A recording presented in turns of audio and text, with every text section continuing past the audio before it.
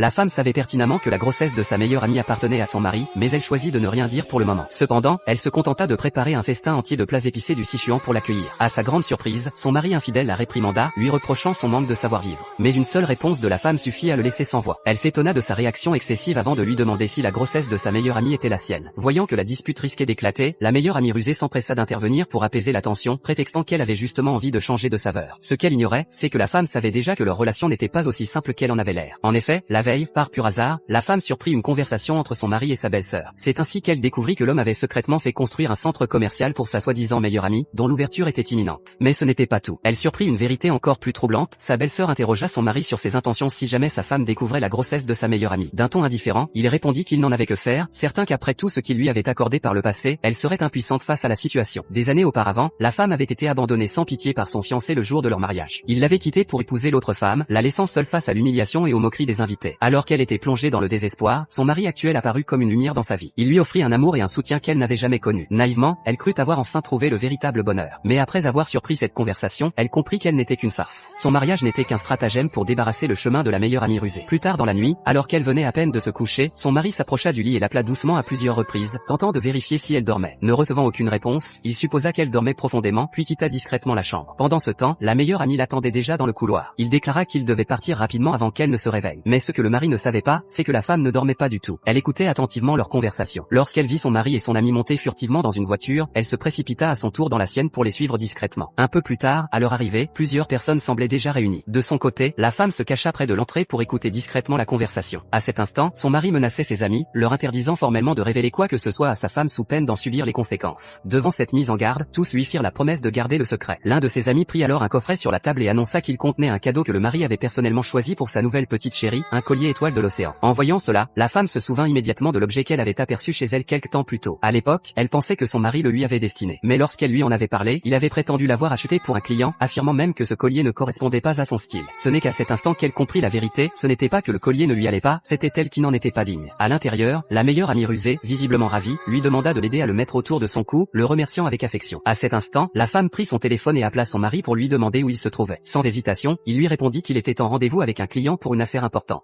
Incapable d'en supporter davantage, elle prit sa décision et franchit la porte.